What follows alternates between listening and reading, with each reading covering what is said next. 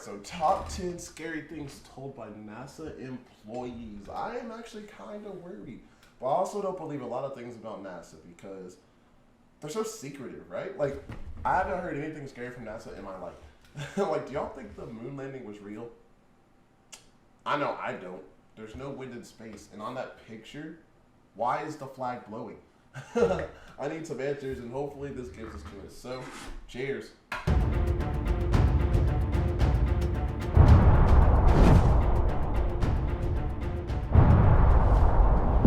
Subscribe now.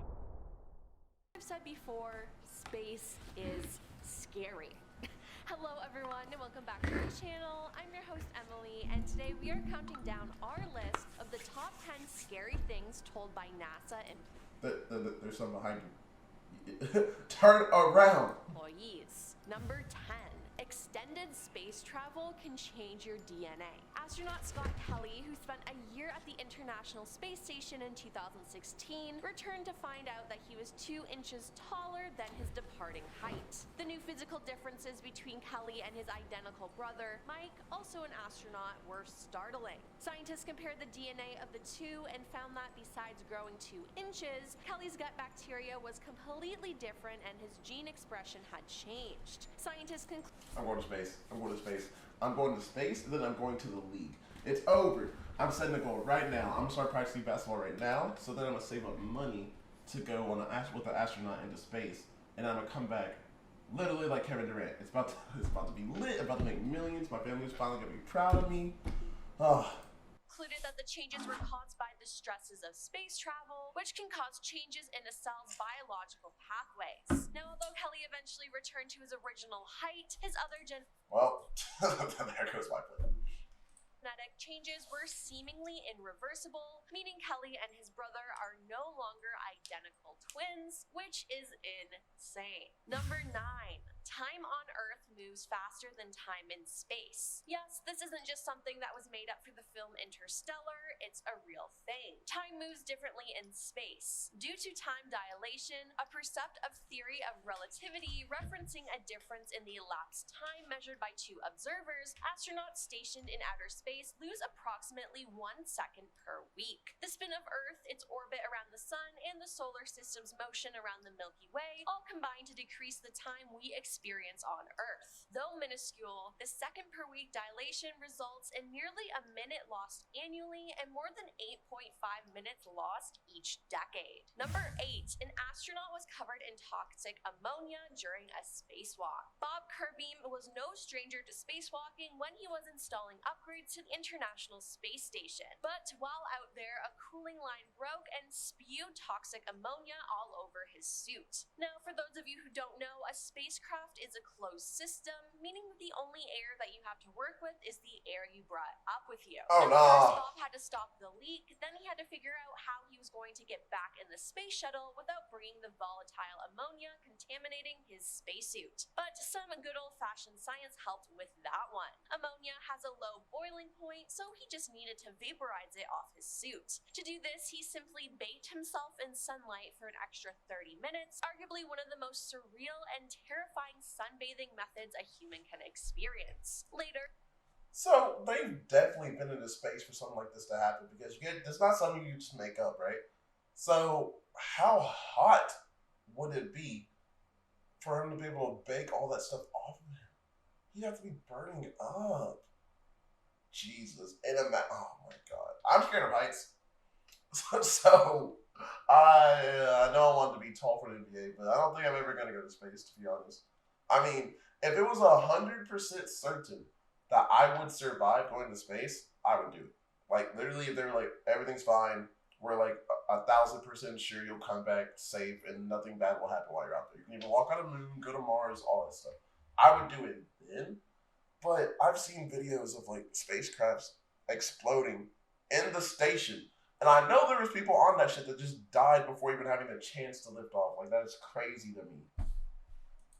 a fellow astronaut brushed off the suit and equipment. To be extra cautious, they partially vented the shuttle airlock, and next, to be even more careful, the shuttle crew all wore oxygen masks inside until they were positive nothing had made its way in. Nothing did make its way in, thankfully, but that sounds like a terrifying experience. experience. Number 7, magnetic explosions. Every What? day, the space around Earth booms with giant explosions. Yep, explosions. When the solar wind, the stream of charged particles from the sun, pushes against the magnetic environment that surrounds and protects Earth, it tangles the sun and Earth's magnetic fields. Eventually, the magnetic field lines snap and realign, shooting away nearby charged particles. This explosive event is known as a magnetic reconnection. While we can't see magnetic reconnection with our bare eyes, we can see its effects. Occasionally, some of the perturbed particles pour into Earth's upper atmosphere, where they spark the auras. Magnetic reconnection happens all across the universe, wherever there are twisting magnetic fields. NASA missions like the magnetospheric multiscale mission measure reconnection events around Earth, which help scientists understand. Bro, she was literally just rapping right there. Do y'all hear that? I'm like, what did she just say? She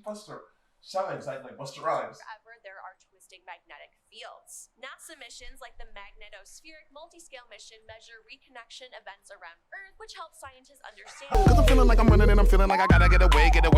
Better know that I don't and I won't ever stop. Cause you know I gotta win every day. Connection where it's harder to study, like in flares on the sun, and areas surrounding black holes, and around other stars. I just don't. That was the hardest bar I've heard in my life. Can't do anything about it. Number 6, a jammed solar panel threatened the safety of the entire ISS. Astronaut Scott Perzinski had to install a new module on the ISS that would serve as a node for the addition of future research laboratories. Part of the mission required changing the location of an array of solar panels. Things are going along really well until the crew inside commanded these larger solar panels to extend, he said. They got jammed up and the panels began to tear. It was unsafe to continue to extend this panel any further. You couldn't retract it either, Scott said. There was concern that if we even tried to undock the space shuttle, it might rip apart and hit the shuttle. After 72 hours of grueling work on the ground, NASA came up with a plan. Scott would have to travel further away from the safety of an airlock than had ever been previously attempted. It wasn't only the distance that was nerve-wracking. As Scott explained, there was a real danger that we could do even worse damage to the space station. Then there was a partial risk to myself, because if there was any metal-to-metal connection with the solar panel or arcing, it could actually electrocute me or cause ignition of the 100% oxygen in my spacesuit. All the tools I was working with had to be specially insulated. The metal parts of my spacesuit had to be wrapped in special tape, he said. Thankfully, everything worked out and the mission was a success, and Scott has said, I still to this day think it's one of NASA's greatest accomplishments. Number 5. Astronauts must drink recycled sweat and urine. This isn't Excuse as scary me? as it's just gross. Water is a limited resource in space, and because of this, astronauts must resort to recycling their own waste. It only takes about 8 days for the systems on the space station to process water. NASA astronaut Scott Kelly consumed approximately 730 liters of recycled urine and sweat during his year. They put the urine and sweat into a machine and it recycles it. Drinking piss is one thing. Drinking someone else's piss is a completely other thing. And then mix it with sweat too? Oh my god. Just sweaty, murky nastiness. Jesus. You know what's crazy? I wonder what alcohol does to the body in space. Can't be good. Can't be good. But this is absolutely disgusting. You got me so fucked up. Year-long mission. It tastes like bottled water, says Lane Carter, the water subsystem manager for the ISS at NASA's Marshall Space Flight Center. I don't really trust him, though. He continued, as long as you can psychologically get past the point that it's recycled urine and condensate that comes out of the air. Now, condensate is the collective breath and sweat of the crew, shower runoff, and urine from animals on board the station. 93% of all water on board is reclaimed, according to a video posted by Canadian astronaut Chris Hatfield while he was on the space station in 2013.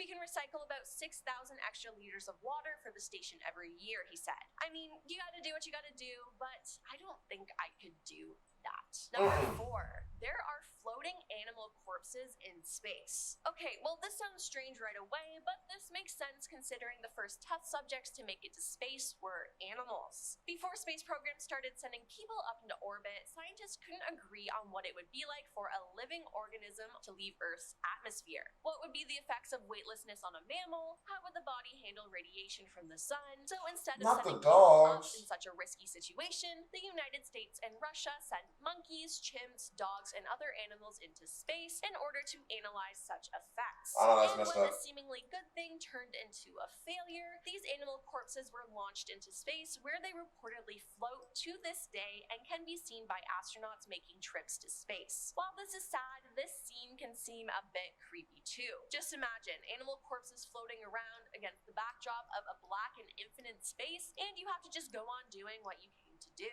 I also feel like this would make me feel sad if I was an astronaut and was missing my pet and saw that. Number 3, space music. Sound needs a Bro, that's probably like why they think they see aliens and stuff. Because it's probably like a dead monkey just floating endlessly in space. Like, imagine just flying up there, you see like something moving, like weightless, dead. It'd probably be really creepy unless you knew what you were looking for. Like, I did not know there would be corpses in space, right? That's something I did not know. So if I went into space and just saw like something floating around like dead, I'd be like, it's a freaking alien. They're real.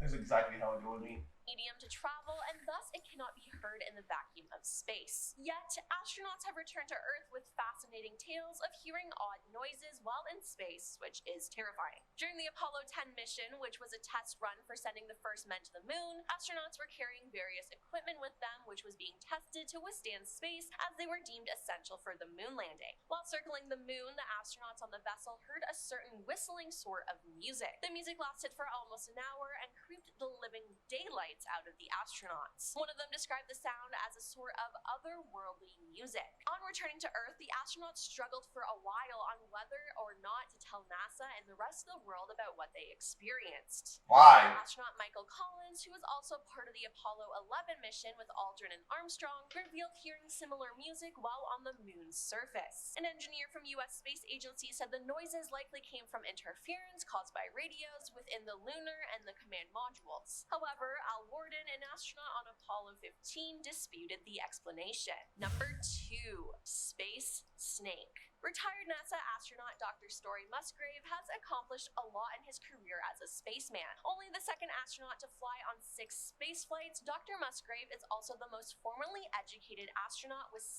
academic degrees. He is also the only astronaut to fly aboard all 5 space shuttles. With all this, he seems to be a really credible source, and he has claimed that he saw an 8-foot-long white snake floating through space. Now, it's not hard to imagine that this could have been a hose detached from the spacecraft, but Dr. Musgrave remains adamant. He claims that he observed the 6 to 8 foot long eel or serpent-like creature on not 1 but 2 of his space flights. During multiple interviews, Dr. Musgrave has insisted that alien life is out there and that he has observed it, which is just scary. And coming in at number 1, they're on the moon watching us. When astronaut Neil Armstrong took a walk on the moon and became the first man to do so in 1969, many conspiracy theories came to light. For one, people claimed he didn't actually go to the moon, Like and me. the footage was recorded in a studio. Of the many conspiracy theories surrounding this moment, there's one that remains a mystery to date. During the Apollo 11 mission, after Neil landed on the moon, NASA claims to have lost transmission for roughly 2 minutes. And in a reportedly secret message to NASA, Neil said, "These babies were huge, sir. Enormous. Oh my god, you wouldn't believe it. I'm telling you, there are other spacecrafts out here lined up on the far side of the crater's edge. They're on the moon, watching us." Now that sounds Excuse me? absolutely terrifying, and whether this is true or not, the fact that NASA lost transmission with Neil for 2 minutes is scary within itself. Being out in space on a different planet and being completely alone is terrifying. Well, He that's didn't go all with for anyone? my list of the top 10 scary things told by NASA Did he not go with anyone? To the Nah, he had to have. There's no way he did. employees. These points make me even more scared of space and make me very uncomfortable. Which one on our list scares you the most? Let us know in the comments down below. I'm your host. See, this is a bunch of stuff that we will we just have to take their word for it, right? Because, like, I assume most of us will probably never go to the moon. And if we don't see it with our own eyes, there's no way we can just believe someone else that can say anything. I feel like for a lot of this list, doing something like space travel, the effects that DNA has on your body, altering your genes and stuff like that, it has to affect you mentally as well. And like hearing stuff and shit, like you're probably terrified, you're going crazy, so hearing stuff and thinking, claiming you're seeing stuff is probably like natural for that. You know what I mean?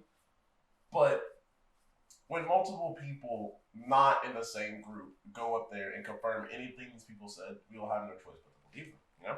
Like let's say someone else went up there and then they saw, because she didn't say someone else saw a sea serpent. She said one guy saw it. So like, was he alone? Did no one go with him? What other people with him say? So like, if someone else went into space and was like, "Yeah, I saw a sea serpent," that would be so much more believable. But like, what would it eat? It was 8 foot long. That's not really that big for a snake. We got like anacondas like that at the zoo now. So like, how would you have seen that? Yeah, more questions to ask, but that's been 10